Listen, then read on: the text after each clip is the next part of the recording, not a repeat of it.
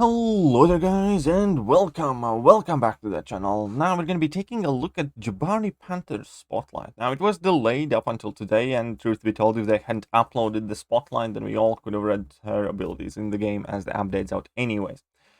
Do not know why they delayed it, but it is here now, and I'm going to be going through her abilities from the Kabam log instead of the game, because here we can actually see full-on signature ability as well.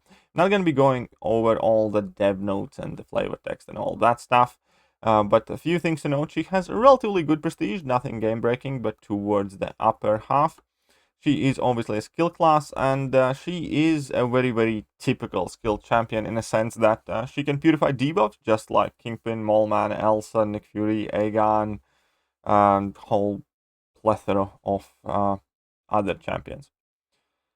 And obviously she has access to damage over time effect, which is kind of like the other MO of skilled champions, and in this case it's bleed, which is the most common damage over time effect, which is perfectly fine.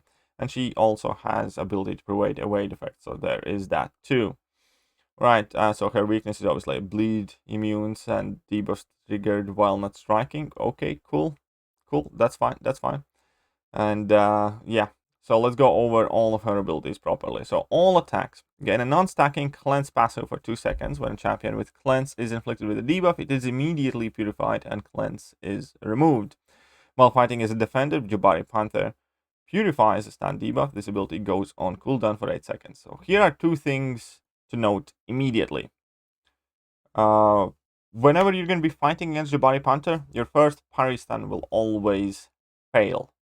It's basically as if you're going to be fighting against a champion that has Masochism active all the time. But that's fine, because they kind of accounted for it, and at the very least it goes on cooldown for 8 seconds.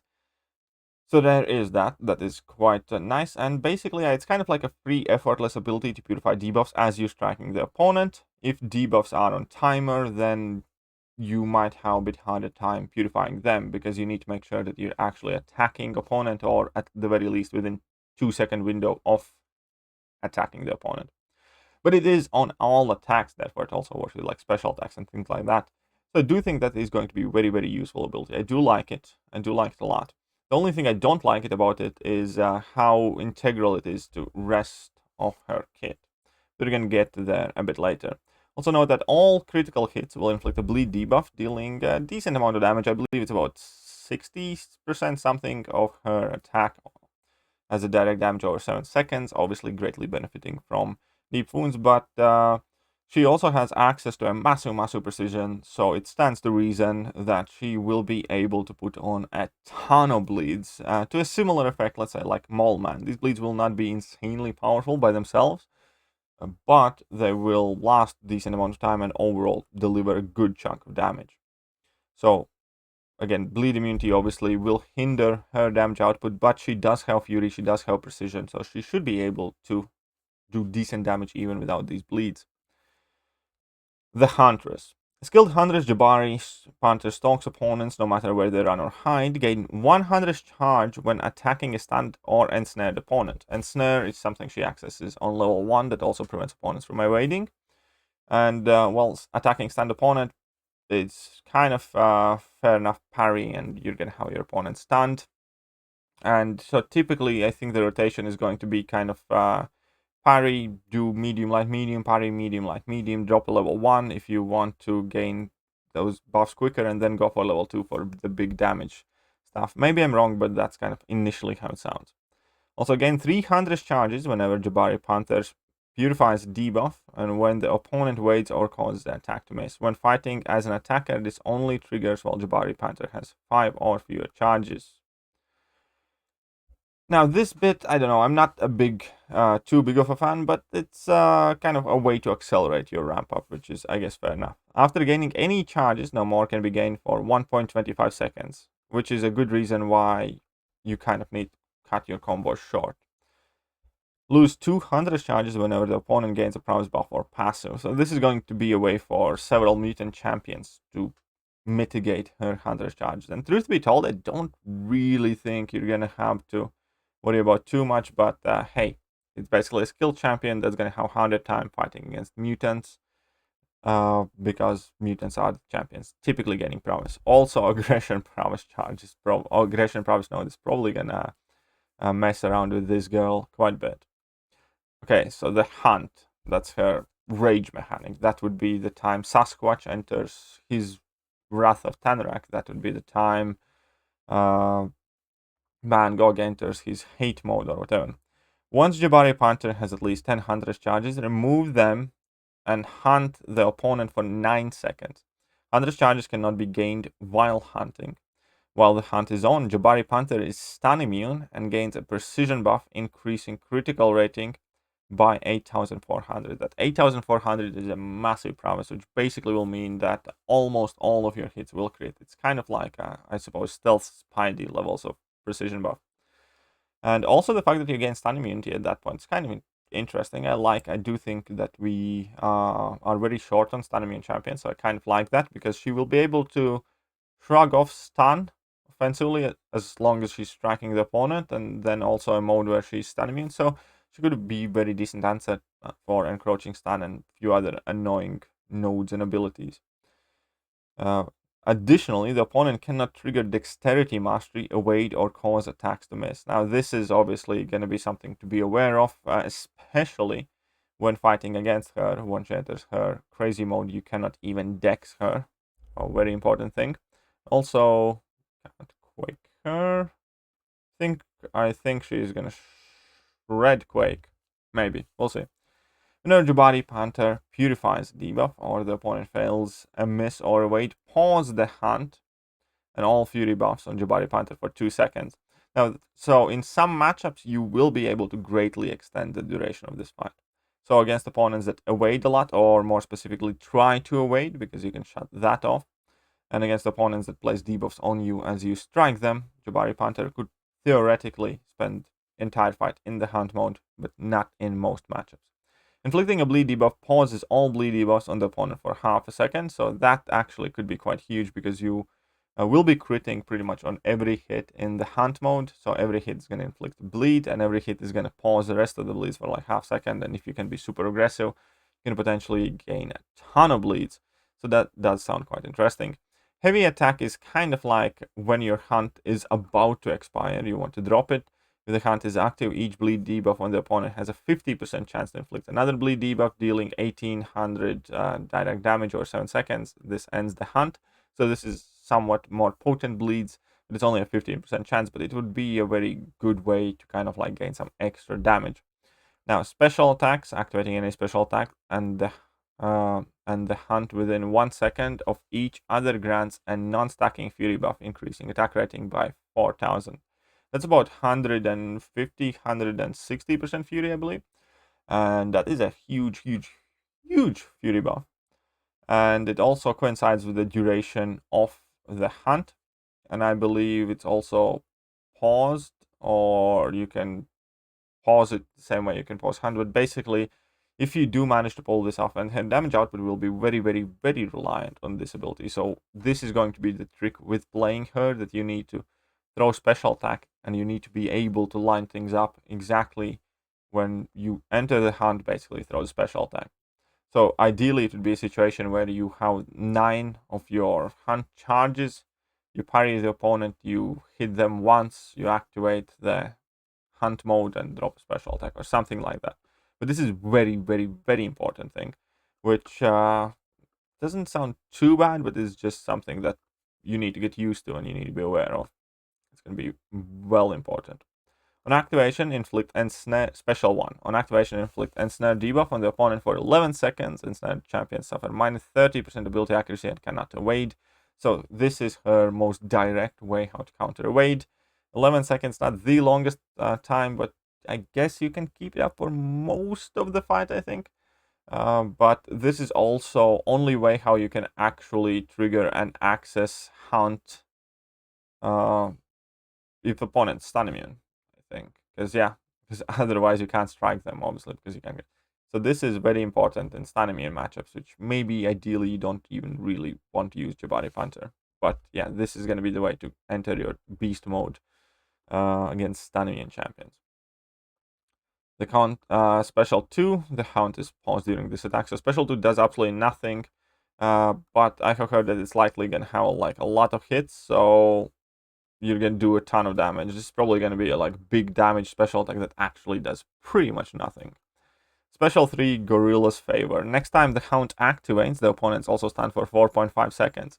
Now 4.5 seconds plus maxed out Stupefy Mastery, it will lead for a very, very decently long stand duration. So you want to drop your special 3 when opponent pretty much has no power, and then just go to town at the guy.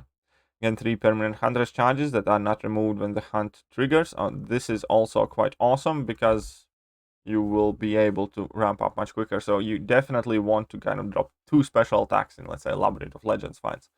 And then you're going to have much quicker time entering your hunt mode, which is quite cool. Why not? And the Awakened ability. I think the Awakened ability is quite cool because it does actually give her an additional amount of utility. Because so far, she really doesn't have all that much utility. She does have some evade prevention and debuff shrug off, but that's very, very common in skill class. And she will likely have a very good damage output. So that would kind of like put her on the map out there. But I think that counterpunch mechanic on her Awakened ability is the thing that's kind of possibly going to give her a lot of additional favorable matchups because of reasons that I showcased in my assisted intercept video, for instance. Anyways, so the duration of the hunt is increased by 3 seconds. Very good, very important. More uptime on your crazy damage mode. But most importantly, I think, whenever Jabari Panther would gain a Huntress charge while the hunt is active, she instead gains indefinite counterpunch charge. Max charge started 1 and increased by 1 for every 50 sig levels, so they cap out at 5. A counterpunch charge is spent to gain Unstoppable for 0.75 seconds when blocking an attack, and all are lost when the hunt ends. So this is actually very, very cool and useful mechanic. It's the same mechanic Killmonger has on his level 1, where basically you can just hold the block, wait for opponent to attack you and punish them immediately. And it's, again, very kind of like useful mechanic in stun immune matchups and sometimes when you absolutely must land some intercepts. So I kind of like it. I like that Awakened ability. It's not like absolute must, but it adds a new layer of usability to her. So yeah, I do like that a lot. Now her synergies, this is actually very cool, where you can completely bypass Limber. So with Sorcerer Supreme, Storm Pyramid X, and Silver Centurion, Jabari Panther stun debuffs inflicted on the opponent last 0.7 seconds longer. And this ability alone kind of makes her, this synergy alone makes her a decent option for Labyrinth of Legends to a degree. I don't think she's going to be good against Maestro, but she's going to be good for most of the fights. Because these type of abilities completely bypasses Limber nodes, which is quite important. So I like a lot. It's a very good synergy to have. It's very similar to Domino and Massacre synergy. Also, Tribal Warfare with Black Panther Civil War Killmonger. Body Panther gain additional cleanse passive whenever one would be gained. Fair enough, why not? Black Panther Civil War critical hits have 80% chance to inflict bleed. Kind of whatever until Black Panther get buffed, because it's neat, it's nice, but you need to wait to see what that buff is really. And Killmonger, well-timed blocks grant a non-stacking precision buff for 4 seconds. That's kind of cool. That's kind of good. I like the synergy. It's quite a decently potent precision. Tigra and Elsa Bloodstone. Now this actually makes for a very good team because Tigra has a very good synergy with Elsa as is, so it would kind of make for a very good trio there. Jabari Panther gain a Huntress charge when intercepting the opponent. That's a very good additional way how to gain Huntress charges, especially on stun immune matchups. So it is a very, very good synergy. It just adds another mechanic to her. Kind of wish it wasn't her main kit though. Tigra, unblockable hits nullify 1 buff from the opponent. It's amazing for Tigra because that was one of the weak bits of Tigra. If opponents did gain any buffs at all as a Mystic Champion, she had no way to deal with them. Now Tigra has actually abilities to nullify. I do like that. Also, Elsa, while reloading, inflict Disorient debuff, reducing ability accuracy and block proficiency by 50%. So that's also not a bad synergy at all. I think it's quite useful, and it's gonna make her even better, I guess, for the Cav EQ. But hey, I like it. And then there is this with Pyramid X, Archangel Storm, and Juggernaut. Synergy members gain a precision buff during special attacks for each damage, overtime debuff, and stagger passive on the opponent, each increasing critical rating by 375. Now, this can actually be quite crazy, I think. This can be quite crazy, especially with Apocalypse, because Apocalypse is a beefy special champion with many hits in it, and his specials can do quite decent amount of damage as is. And especially if you kind of like grab Strife Synergy with yourself, then special passive damage does a lot more. It could be very interesting, man. Yeah, so that is an interesting synergy as well. And then this one, plus 10% ability power rate, whatever. Benefits from extended fury, sure, why not? Despair, cool. All that champions these days do. So that's about it. So that is Jabari Panther. Now, where do I think she's gonna lie? It's very kind of like difficult to tell because she could be middle of the pack skill champion. Let's say theoretically, she's set to be somewhere in between Squirrel Girl and Nick Fury, which is at the top of the class. Because she could have a very big potential. Now, I do not think she's going to be as practical as Nick Fury is, but she can do a lot of the stuff that Nick Fury can. Not all of it. I don't think she's going to be as good as Nick Fury is at all. I do think she does have a potential to be a very good champion, though. I do think she does have a potential for a very beastly damage output in good matchups. And overall, I do look forward to seeing more of her and testing her and stuff like that. But on the paper, by the number, she definitely seems much more significant addition to the contest than Super Scroll, than Psycho Man, than whatever other losers we got this year. So there we go. You should keep an eye out for, because I'm not saying she's gonna be insanely amazing, but I am saying that it is well worth keeping an eye out for because she does have the qualities and the numbers that could potentially make her a very good skill champion. And I think partially due to her ability to just randomly go stun immune and beautify debuffs left, right, and center, really quite cool. So we'll see what happens. But I like her quite a bit. Let me know what you guys think about Jabari Panther. But that is it for today, and I'm going to catch you guys tomorrow. See ya.